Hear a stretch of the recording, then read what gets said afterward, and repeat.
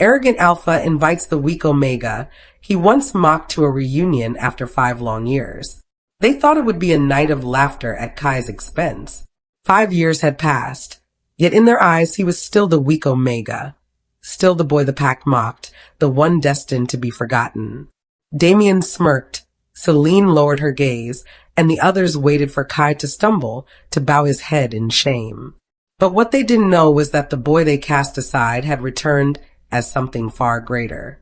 Chosen by the moon goddess, marked by destiny, a truth so powerful it would silence every insult, crush every arrogant smile, and leave the pack questioning everything they thought they knew about strength and about love. Before we dive in, if this is your first time listening to one of our audiobooks, hit that subscribe button. Your support means the world to us, and it helps us bring you more powerful stories like this one. Stick around until the very end of the video, and if Kai's story moved you, share your thoughts in the comments and share this audiobook to a friend. Now let's begin. Chapter 1. The Omega Nobody Wanted. The scent of humiliation clung to Kai like smoke from a dying fire. He pressed his back against the cold brick wall of Moonclaw Pack High Academy, watching through the gymnasium windows as Damian Blackthorn lifted the championship trophy high above his head. The crowd erupted in cheers that seemed to shake the very foundations of the building. Golden confetti rained down on the future Alpha like blessings from the moon goddess herself. Kai's stomach twisted. Even from here, 50 feet away and hidden in shadows, he could feel the magnetic pull of Damian's presence. It wasn't fair. Some wolves were born to command, while others were born to cower. Hey, look what the wind blew in. The voice behind him made every muscle in Kai's body tense. He didn't need to turn around to know who it was. Jake Morrison, one of Damian's loyal beta followers, flanked by 2 other pack members whose names Kai had never bothered to learn. Their names didn't matter. Their sneers all looked the same. Shouldn't you be cleaning toilets somewhere, Omega? Jake's laugh was sharp enough to cut glass. Oh, wait, they don't even trust you with that anymore, do they? Kai's hands trembled as he slowly turned around. The 3 wolves towered over him, their broad shoulders blocking out what little light filtered through the academy's ancient oak trees. At 17, Kai still looked more boy than wolf, all sharp angles and hollow cheeks, like someone had sketched him with too light a hand. I'm not bothering anyone, Kai whispered, hating how his voice cracked. You're bothering me just by existing. Jake stepped closer, and Kai caught the scent of his aggression, metallic and bitter. Damian's having a celebration party tonight. Winners only. But maybe... His grin turned predatory. Maybe we could use some entertainment. The words hit Kai like a physical blow. He'd heard the stories about Omega entertainment at Alpha parties, the humiliations, the games designed to break whatever spirit an Omega might have left. I have to go home, Kai managed, taking a step back. Home. One of Jake's companions laughed, a harsh sound that made birds scatter from nearby trees. You mean that shack behind the garbage dump? Your drunk father's probably passed out in his own vomit again. Heat flooded Kai's cheeks. It was true, all of it. His father hadn't been the same since his mother died 5 years ago. Most nights, Kai came home to find empty bottles scattered across their tiny kitchen table, and his father muttering curses at ghosts only he could see. Leave me alone. The words came out stronger than Kai expected, surprising even himself. Jake's eyes flashed dangerous amber. What did you just say to me? Before Kai could respond, the gymnasium doors burst open. Damian Blackthorn emerged surrounded by his usual crowd of admirers, cheerleaders with perfectly styled hair, fellow athletes whose muscles bulged beneath expensive clothing, and enough future pack leaders to start their own small army. But Damian himself was the crown jewel of them all. Even Kai, who despised everything Damian represented, couldn't deny the Alpha's devastating beauty. Dark hair that caught moonlight like silk, storm gray eyes that seemed to see straight through a person's soul, and a smile that could stop hearts or break them. At 18, Damian already carried himself with the confidence of a born leader, his every movement fluid and purposeful. The crowd naturally parted for him like water around a stone. Well, well. Damian's voice carried easily across the courtyard, smooth as aged whiskey. If it isn't our favorite little Omega. Kai's heart hammered against his ribs. He watched in growing horror as Damian approached, his entourage following like planets orbiting a sun. This was it, his nightmare made real. Public humiliation in front of half the graduating class. Kai Rivers. Damian said his name like it tasted bitter. Still skulking in shadows, I see. I was just leaving, Kai whispered. Oh, but you can't leave now. Damian's smile was all teeth and no warmth. Tonight's my celebration, and I insist you stay.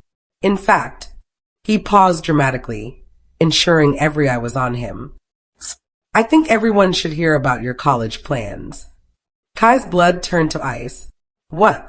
You didn't tell them? Damian's expression was mockingly surprised. How modest. Everyone. Our dear Kai here applied to exactly 7 universities. 7. And do you know how many accepted him? The crowd had grown larger, drawn by the spectacle. Kai could smell their anticipation, their hunger for someone else's pain. It made his wolf whimper and retreat deeper inside his chest. I don't. 0. Damian's voice rang out like a bell tolling. Not one single university wanted him. Even the community colleges turned him down. Imagine being so worthless that schools designed for failures won't take you. Laughter erupted around them. Not just chuckles or snickers, full-throated, cruel laughter that seemed to echo off every building. Kai felt each sound like a physical blow, his knees threatening to buckle. But wait, there's more. Damian was clearly enjoying himself now, feeding off the crowd's energy. Tell them about your job applications, Kai. Tell them how the gas station wouldn't even hire you to pump fuel. Stop. The word barely escaped Kai's throat. Stop? But we're just getting started. Damian reached into his jacket and pulled out a folded piece of paper. Kai's stomach dropped as he recognized his own handwriting. I found this in the guidance counselor's trash. Want to know what it says? Kai lunged forward desperately. Give that back. Jake caught him easily, holding him in place while Damian unfolded the paper with theatrical slowness.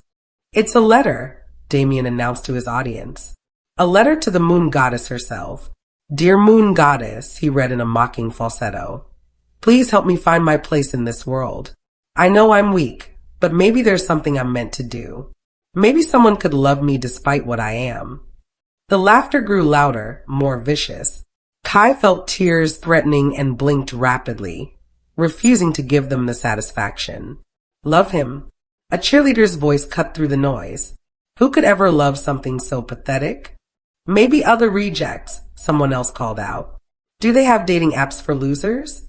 Damian held up his hand, and the crowd immediately fell silent. The power he wielded was absolute, terrifying in its completeness.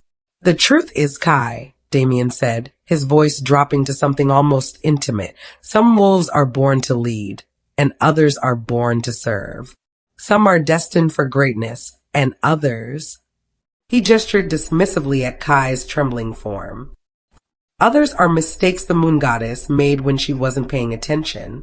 The words hit Kai like silver bullets, each one finding its mark in his chest. He felt something inside him crack, not break, not yet, but develop a hairline fracture that would either heal stronger or shatter completely. You want to know what your future holds? Damian continued.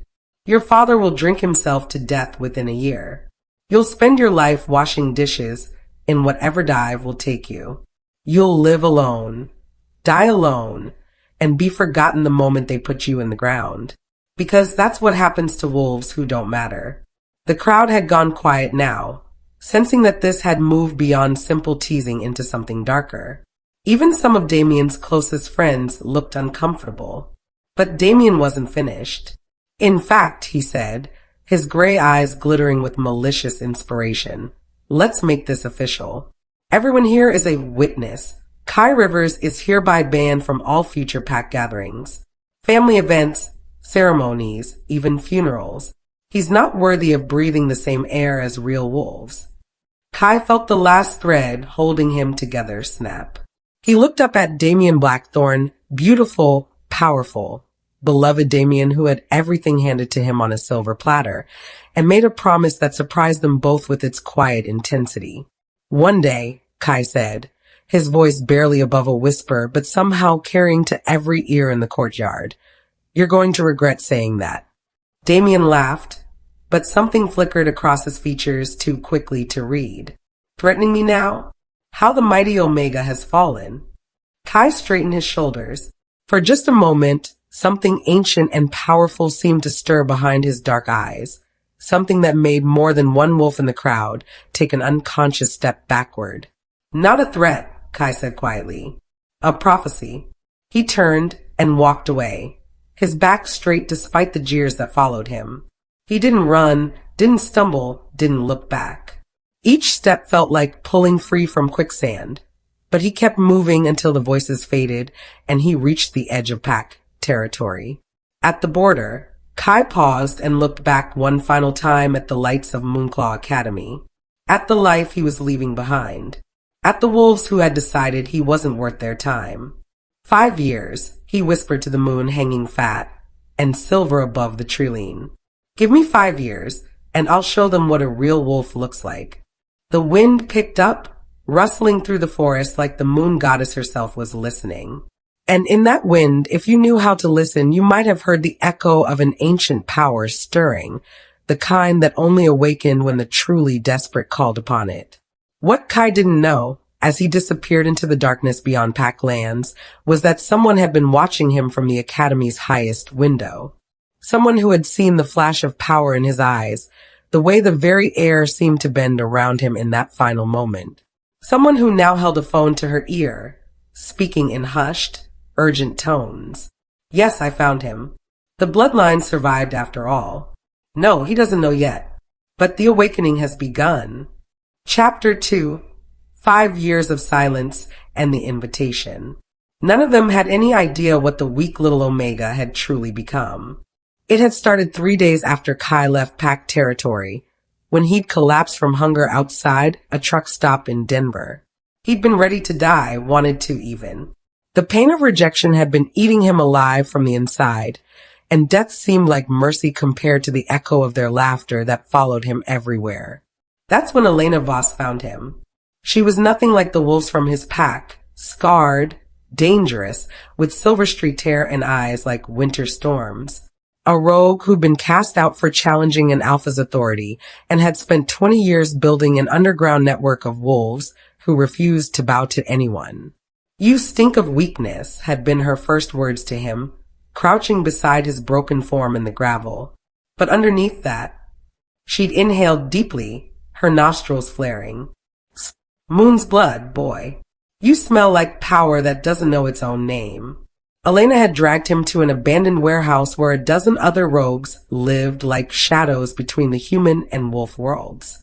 She'd fed him, clothed him, and then spent the next 2 years systematically breaking him down and rebuilding him into something harder. "Forget everything they taught you about Omegas," she'd said during his first training session, her fists connecting with his ribs hard enough to crack them. "Submission is a choice. Weakness is a mask. And sometimes the most dangerous predator is the one everyone underestimates." The training had been brutal. Hand-to-hand combat, until his knuckles bled and his muscles screamed. Weapons training with blades sharp enough to cut moonbeams. Mental conditioning that taught him to turn pain into fuel and humiliation into rage. But the real transformation had begun when Elena introduced him to an ancient rogue named Silas Moonright. Silas was old, older than any wolf should be, with skin like weathered leather and eyes that seemed to hold centuries of secrets. He'd taken one look at Kai and started laughing. "A Rivers boy," he'd wheezed, his laughter turning into a coughing fit. "Should have known. Your mother had the same gift, you know. Could see the future in dreams and smell lies on the wind. But she wasted it playing house with that drunk fool of a pack beta." That was the first time anyone had told Kai that his mother had been special. Growing up, his father had painted her as weak. Another broken Omega who couldn't handle the pressures of pack life. "What gift?" Kai had demanded. Silas had smiled, revealing teeth that were far too sharp for a normal wolf. Moon-blessed intuition, boy. The ability to see patterns in chaos, to know which path leads to victory before the first move is even made. It skips generations, but when it manifests, he gestured at the air around them, as if Kai's future was already written there. Empires rise and fall on the strength of that gift. The training that followed had been unlike anything Elena had put him through. Meditation under the full moon, until he could feel the pulse of the earth beneath his feet. Exercises in prediction that started with simple things, which card would be drawn next, when the next thunderstorm would hit, and gradually grew more complex. Within 6 months, Kai could predict stock market fluctuations with unnerving accuracy. Within a year, he could sense betrayal days before it happened and smell opportunity in ventures that looked like certain failures to everyone else. And then had come the letter that changed everything. It arrived on his 19th birthday, a thick envelope with no return address, delivered to the rogue safe house through methods that should have been impossible to trace. Inside, legal documents transferring ownership of Lunar Industries to one Kai Rivers, heir to the estate of Luna Rivers, deceased. Your mother, Elena had said, reading over his shoulder, left you a parting gift.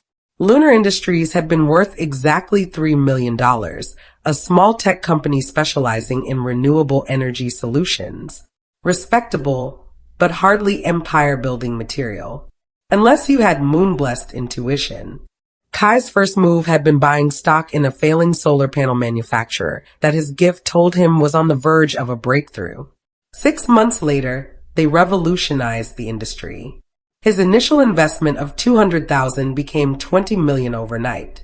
His second move had been acquiring a shipping company that everyone said was worthless because their routes were outdated. But Kai had seen something else. New trade agreements forming, shipping lanes about to become valuable again. That purchase turned $20 million into $60 million. By his 21st birthday, Kai was worth more than the entire GDP of some small countries. But money was just the beginning. The real power came when he started using his wealth to recruit other outcasts. Wolves who'd been rejected by their packs. Humans with extraordinary skills but checkered pasts. Supernatural beings who existed in the margins of both worlds. They became his network, his army, his family. Marcus Steele had been his first hire. A former Navy SEAL werewolf dishonorably discharged for refusing to follow orders that would have gotten his unit killed. He'd been living on the streets when Kai found him, and now he commanded a security force that could rival some small nations. Dr. Lydia Chong came next, a brilliant scientist whose research into supernatural genetics had been dismissed by the academic community as impossible. Under Kai's funding, she'd made breakthroughs that revolutionized their understanding of lycanthrope biology. Then came the tech prodigy Luna Park, the financial wizard Victor Strand, the information broker known only as Ghost, each one an outcast, each one brilliant, each one completely loyal to the Omega, who'd given them purpose when the world had written them off. Together, they'd built Rivers Enterprises into something more than a company. It was a force that moved markets, influenced politics, and operated in shadows that governments pretended didn't exist. But tonight, as Kai stood in his penthouse office holding that reunion invitation, all of it felt like preparation for a single moment. His phone rang again. This time, the caller ID simply read, unknown. Kai almost didn't answer. Almost. But something, his gift, perhaps, or simple curiosity, made him pick up. Hello, Kai. The voice was elderly, female, and completely unfamiliar. Yet something about it made his wolf pace restlessly in his chest. I've been waiting a very long time to speak with you. Who is this? Someone who knew your mother. Someone who's been watching your rise with great interest. And someone who has information you're going to need for what's coming. Kai's grip tightened on the phone. What's coming? The reunion is just the beginning, child. The Moonclaw Pack has been hiding secrets. Secrets about your mother's death, about the prophecy that surrounds your bloodline, about why certain wolves were so desperate to see you broken. The words hit him like lightning. My mother died in a car accident. The woman's laugh was sad and knowing. Oh, sweet boy, your mother was murdered. And the wolf responsible is planning to finish what he started when you return home. The line went dead. Kai stood frozen, the phone still pressed to his ear, as everything he thought he knew about his past crumbled around him. His mother murdered. His exile planned. His humiliation, just the first move in a game he'd never realized he was playing. But now he knew. And now they would all learn what happened when you tried to destroy a wolf whose power ran deeper than the roots of the moon tree itself. The storm outside his windows was growing stronger, and somewhere in the distance, thunder rolled like the drums of war. The mysterious phone call had been the last anyone heard of Kai Rivers, until the rumors started spreading like wildfire through the pack. I heard he's dead, whispered Maya Chin, the former head cheerleader, as she sipped her morning coffee at the Crescent City Cafe. Found frozen in some alley up north. No way, countered Derek Mills, adjusting his tie before another day at his father's law firm. My cousin saw someone who looked like him pumping gas outside of Portland. Still pathetic as ever. But the most persistent rumor came from Mrs. Henderson, the pack's gossip queen, who swore on her grandmother's grave that Kai had been spotted begging for change outside a human shelter 3 states away. Skinny as a rail, she'd tell anyone who'd listen. Probably doesn't even remember how to shift anymore. The truth was far more dangerous than any of them could imagine. 2,000 miles away, in the gleaming penthouse office of Rivers Enterprises, Kai stood before floor-to-ceiling windows overlooking the New York City skyline. The view alone was worth more than most pack members would earn in their lifetimes. Gone was the scared, skeletal boy who had fled Moonclaw territory with nothing but the clothes on his back and a heart full of rage. The man who had taken his place stood 6'2", his once thin frame now carved from muscle and determination. A tailored charcoal suit hugged shoulders that had been broadened by years of brutal training. His dark hair, no longer hanging in greasy strings, was styled with the casual perfection that money could buy. But it was his eyes that told the real story. Where once there had been fear and submission, now burned something altogether more unsettling. They were the same dark brown, but deeper somehow, like looking into wells that had no bottom.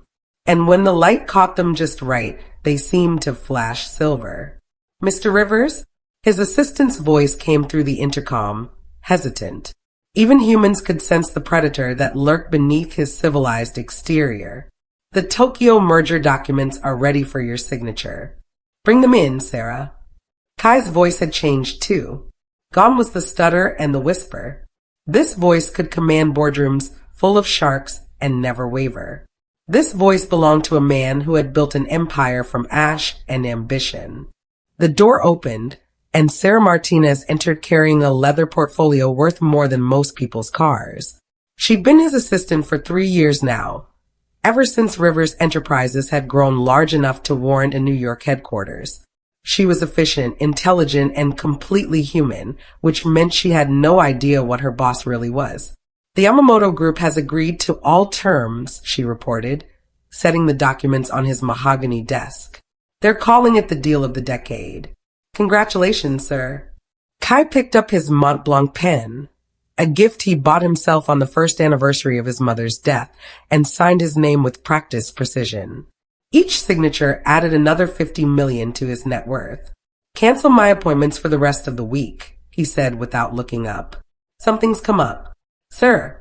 Sarah's perfectly plucked eyebrows rose in surprise. In 3 years, Kai had never canceled anything. He worked 18-hour days, closed deals on Christmas morning, and once conducted a hostile takeover from a hospital bed while recovering from pneumonia. Family matters, Kai said, and there was something in his tone that made Sarah nod quickly and retreat. Alone again, Kai opened his desk drawer and withdrew a single item, a graduation invitation printed on expensive cardstock. The Moonclaw Pack seal was embossed in gold, and beneath it, elegant script announced the 5-year reunion ball. He'd received it 3 days ago, forwarded through a chain of addresses that had taken his private investigators months to trace back to him. The fact that they'd found him at all was impressive, Kai had spent considerable effort erasing his old identity. But what made him smile, a cold, sharp expression that would have sent chills down Sarah's spine, was the handwritten note at the bottom. Hope you can make it, Omega. We're all dying to see what became of you. DB. Damian Blackthorn was still the same arrogant fool he'd always been. Kai's phone buzzed against the glass desktop. He glanced at the screen. Marcus Steele, his head of security and the only person alive who knew the full scope of what Kai had become. Talk to me, Kai answered. The jet's fueled and ready. Marcus's gravelly voice came through the speaker. But are you sure about this? Going back there breaks every security protocol we've established. Marcus was right to be concerned. They've made enemies building this empire. Corporate rivals who'd stop at nothing to destroy what Kai had built. Government agencies that asked too many questions about his supernatural intuition for market trends, and shadowy figures from his past who'd tried to claim what his mother had left him. I'm sure, Kai said. The pack doesn't know who you are now. You could stay hidden, stay safe. Why risk it all for a bunch of wolves who treated you like garbage? Kai's grip tightened on the phone. Why indeed? He had everything now, wealth beyond imagination, power that extended across continents, and skills that could level buildings if he chose to use them. He'd transformed from prey into apex predator. But late at night, when the city fell quiet and he was alone with his thoughts, he still heard their laughter. Still felt the sting of Damian's words. Some wolves are born to lead, and others are born to serve. Because, Kai said, his voice dropping to something almost hypnotic, it's time they learned what happens when you underestimate a rivers.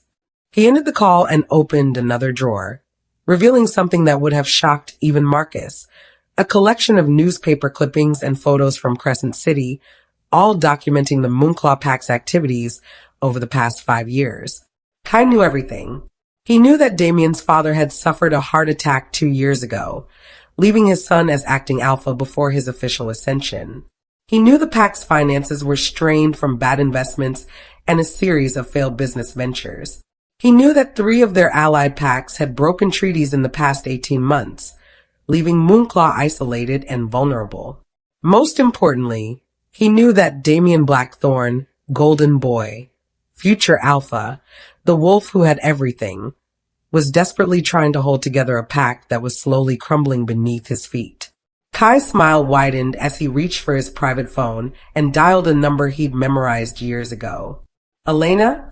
It's me. His voice softened slightly as he spoke to the one person who'd helped him survive those first brutal months after leaving home. I'm ready to come back. Elena Voss, former rogue, current leader of the underground, had been the one to find him half dead from starvation in a Denver back alley.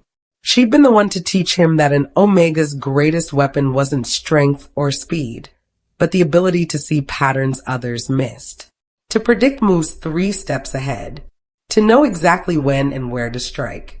About damn time, Elena's rough voice crackled through the speaker. I was starting to think you'd gone soft with all that corporate luxury. Never. Kai's hand unconsciously moved to the scar that ran along his ribs, a reminder of the first lesson Elena had taught him about survival. Are the others ready? They've been ready for 3 years. We're all curious to see what happens when the pack's favorite victim comes home as their worst nightmare. Kai closed his eyes and let himself remember that night 5 years ago. The humiliation, the laughter, the moment when something inside him had died and been reborn as something infinitely more dangerous. Tell them, he said, opening his eyes to stare out at the city he'd conquered. Tell them the moon-blessed Omega is coming home. The line went quiet for a long moment before Elena spoke again. And when she did, her voice held a note of something that might have been awe. Kai, what the hell did you become out there? Kai's reflection stared back at him from the window. Sharp cheekbones, silver-touched eyes, and a smile that belonged on predators, not prey. Everything they said I could never be, he whispered, ending the call. Outside, storm clouds were gathering over the city, and somewhere deep in his chest, Kai's wolf stirred for the first time in months. It had been sleeping, waiting, growing stronger while its human half built the foundation for their revenge. But now it was almost time to show the Moonclaw pack what happened when you pushed the wrong Omega too far. What none of them knew, not Elena, not Marcus, not even Kai himself, was that the mysterious benefactor who'd left him that first company had also left him something else. Something that would change everything when the full moon rose over Moonclaw territory in exactly 1 week. Something that would make every wolf who'd ever mocked him wish they'd chosen their words more carefully. Chapter 3.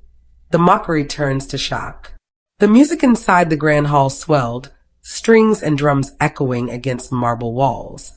Chandeliers glittered above, their light spilling over wolves dressed in silk and velvet. Laughter, glasses clinking, and the scent of spiced wine filled the air. But when Kai stepped through the tall doors, the world seemed to still. Every pair of eyes turned. He moved with measured calm, the click of his polished shoes sharp against the floor. His black suit hugged his frame perfectly, accentuating the strength he once lacked.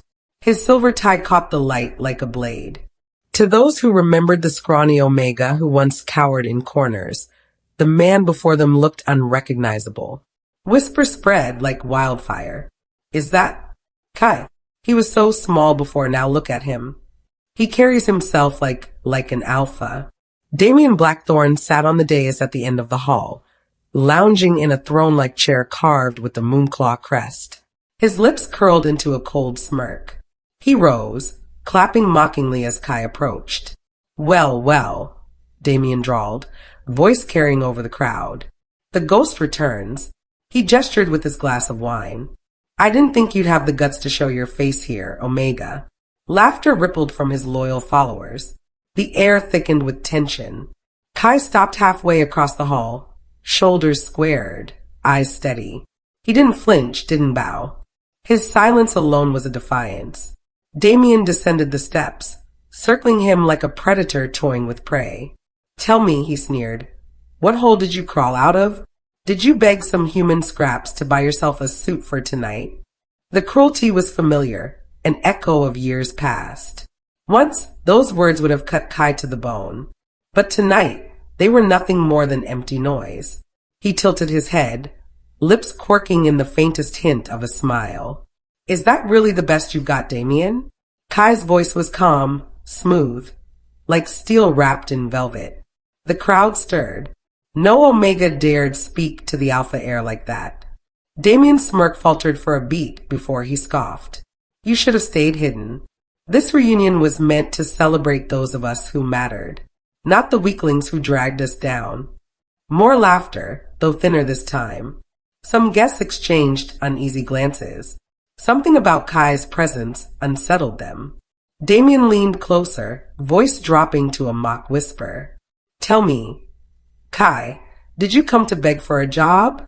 Maybe I'll hire you as my servant. It'd be nostalgic. Kai reached into his jacket pocket. For a heartbeat, silence fell, all eyes locked on him. Then, with deliberate calm, he pulled out a sleek black business card and placed it into Damian's waiting hand.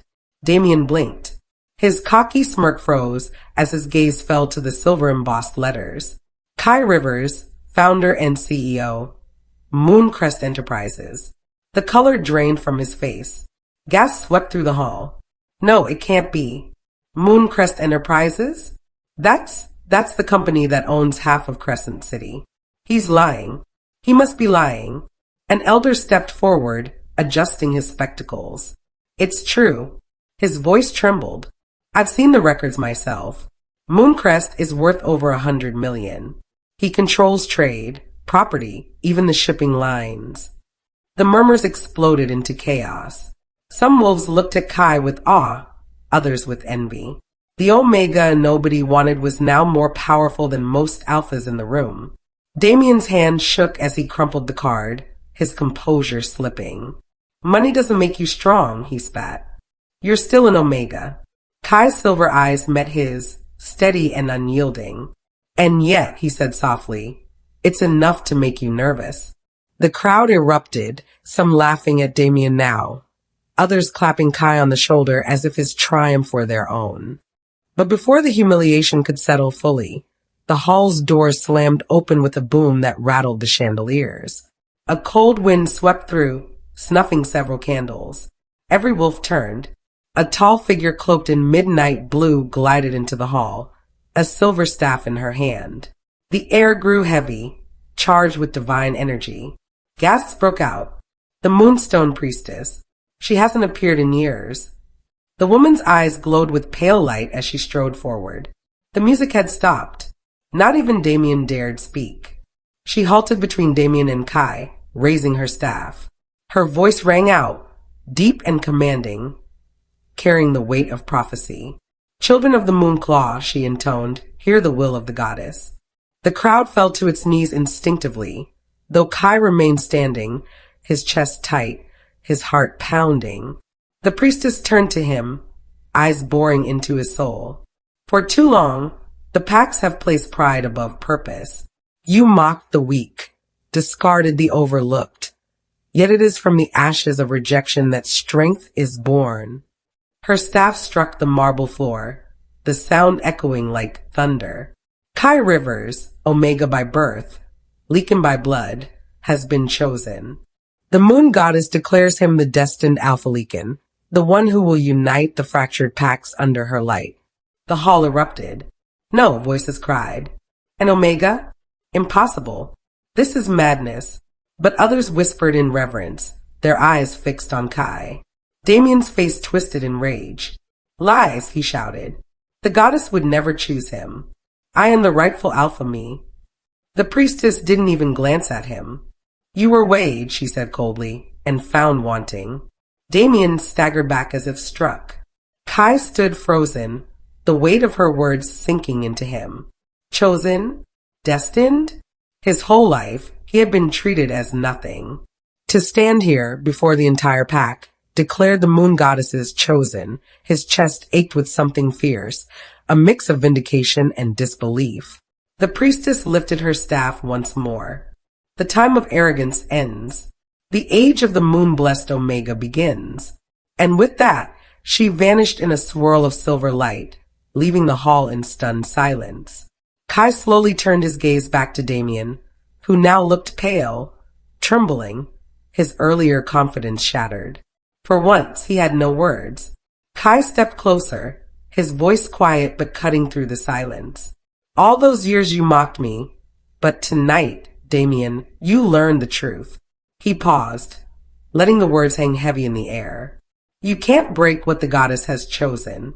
Damian's jaw clenched, his fist shaking. Around him, wolves began to bow, not to him, but to Kai. For the first time in his life, Kai wasn't the outcast. He was the one standing in the light. Chapter 4.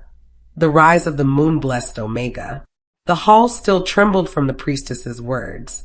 The last thing anyone heard was her voice ringing like thunder. The age of the moon-blessed Omega begins. Now silence pressed against the marble walls, thick, suffocating, broken only by the uneven breathing of wolves who didn't know whether to bow or rebel. Some already bent their knees before Kai, foreheads nearly touching the floor. Others clung to Damian's side, snarling, refusing to believe an Omega could ever be chosen. Damian's voice cracked the silence. "This is a trick," he barked, though his tone lacked the confidence it once carried. His eyes darted between the wolves kneeling and the ones standing. The priestess has been deceived. The goddess would never favor him. He jabbed a finger at Kai, spitting the word as though it burned his tongue. Kai didn't move. He stood tall, shoulders squared, his silver eyes glowing faintly in the candlelight. He had no need to raise his voice. His stillness commanded more attention than Damian's rage ever could.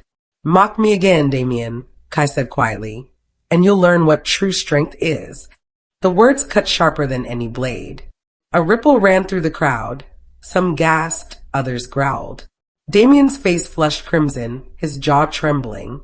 He opened his mouth to retort, but something in Kai's expression, calm, unyielding, almost regal, froze him. For the first time in his life, Damian looked unsure. A low voice broke the tension. "He's different. Can't you feel it?" one wolf whispered from the crowd. "That power, it's not normal." Another snarled back. He's still an Omega. Power or not, our laws.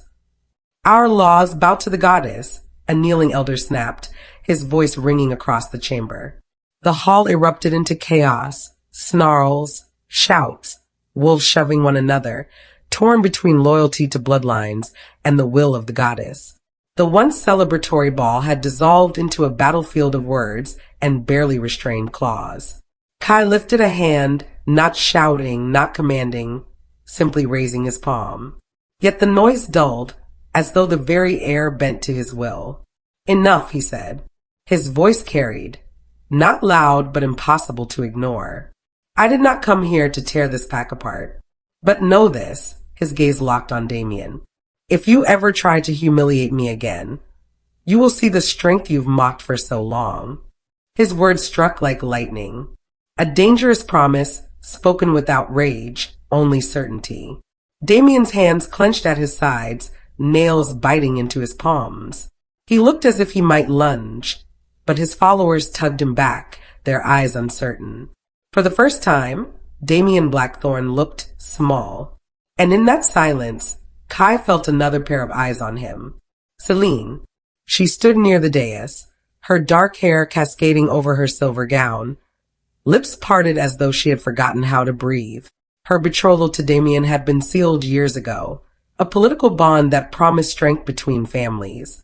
Yet as her gaze lingered on Kai, her chest tightened with something dangerous, something she couldn't deny. Her wolf stirred within her, restless. Why him? Why now? When Kai's eyes met hers, even for a heartbeat, her pulse quickened.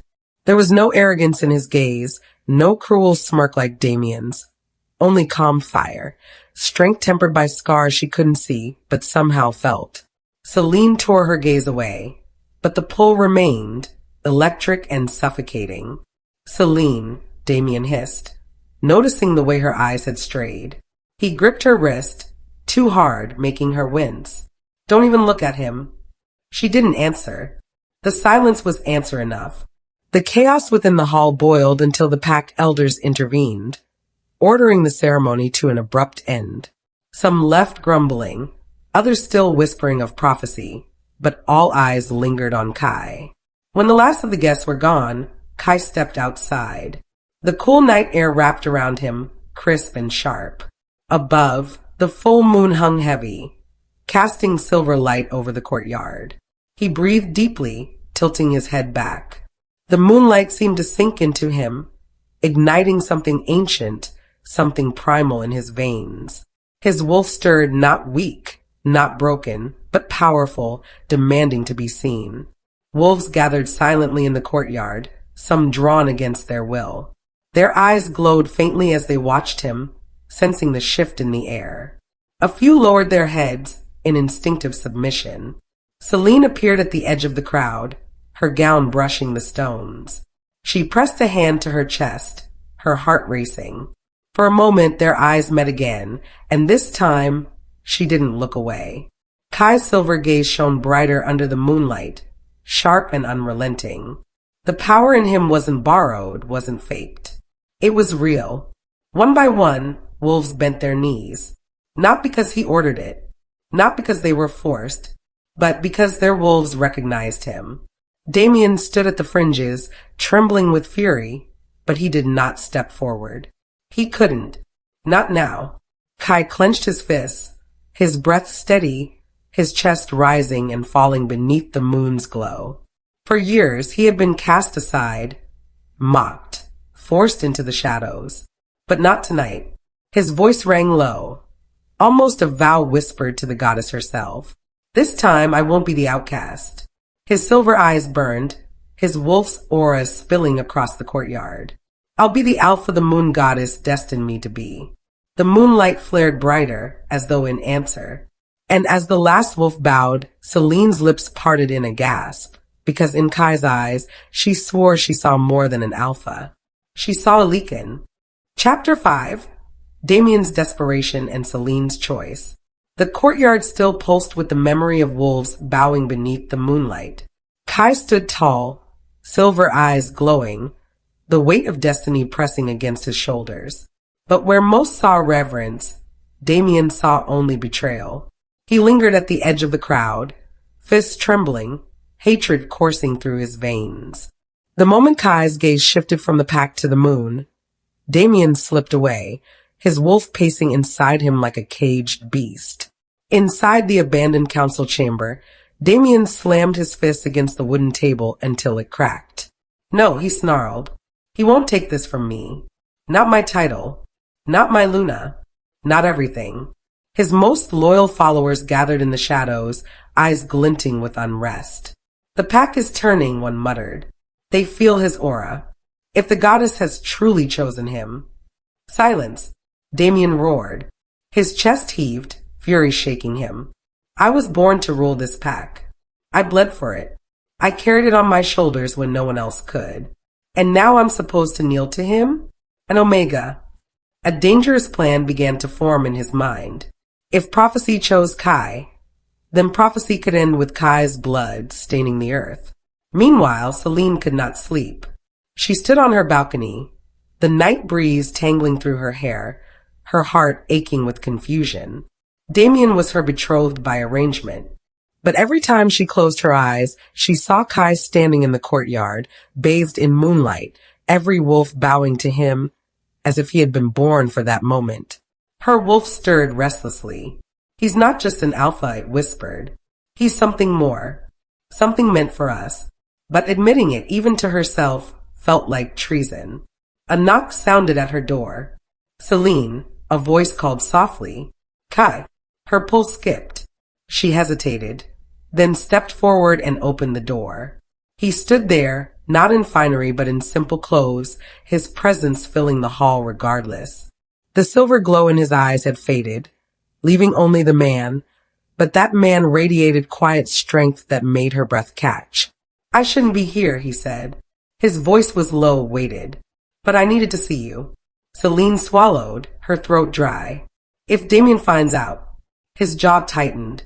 Damian has taken enough from me. I won't let him take this moment, too. The air between them crackled. For a heartbeat. It felt as though the world itself held its breath. I don't understand this pull, Celine whispered, her hands trembling at her sides. I was promised to him, but when I look at you, she stopped, unable to finish. Kai stepped closer, close enough for her to feel the warmth radiating from him. The goddess doesn't make mistakes, he murmured. If she put this bond between us, it's because it was meant to be. Her chest rose and fell, every instinct inside her screaming the same truth. But before she could answer, a shiver raced through the air, an instinctive warning.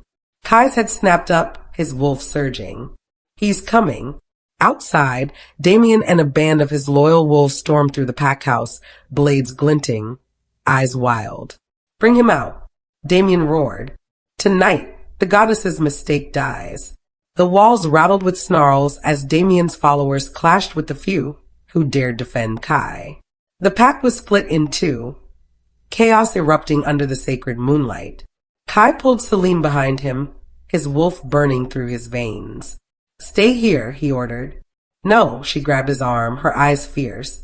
If you fight him, I'll fight beside you. I'm not his anymore. The words lit a fire inside Kai. But he only brushed his thumb across her hand before stepping into the courtyard, where Damian waited. The two faced each other beneath the moon, one with silver fire in his eyes, the other with desperation twisting his features. This ends tonight, Damian growled, his claws unsheathing. No, Kai answered calmly, his aura exploding outward as wolves staggered back under its weight. Tonight, the goddess makes her choice undeniable. Damian lunged. The clash shook the earth, fangs, claws, fury unleashed. Damian fought with rage, wild and reckless, while Kai moved with precision, every strike guided by something greater than brute strength. Blow after blow, Damian faltered. His arrogance, once his weapon, now dragged him down. Finally, Kai pinned him against the stones, claws at his throat. The courtyard fell silent. Every wolf's eyes locked on the two of them. Do it, Damian spat, blood staining his lips. End me if you want their loyalty. But Kai didn't strike. His claws retracted, his voice calm yet unyielding. No, I won't lead by bloodlust. I'll lead by strength the goddess gave me. And she did not choose me to be a killer. Gasps rippled through the crowd. Even Celine pressed a trembling hand to her lips. Kai stood, his aura blazing brighter than ever. One by one, wolves fell to their knees, not out of fear but reverence. Damian collapsed, defeated, his followers scattering. And then, before the entire pack, Celine walked forward. Her hands shook, but her voice did not. I was promised to Damian, she said, her gaze steady. But my wolf chooses Kai. A collective roar erupted, some shocked, some furious, others triumphant. Kai's eyes met hers, burning with something raw and dangerous. For the first time, he allowed himself a small smile. The moon above flared, silver light cascading over them. His vow from earlier whispered again in his heart. I'll be the Alpha the moon goddess destined me to be. And as Celine's hand slipped into his, the wolves howled in unison, acknowledging not just their alpha, but the beginning of a reign unlike any before. So let me ask you this. If you were in Kai's place, would you have spared Damian or ended it right there under the moon? I'd love to hear your thoughts, so drop them in the comments. And if you're enjoying these werewolf romance audiobooks, don't forget to hit that subscribe button. See you in the next one.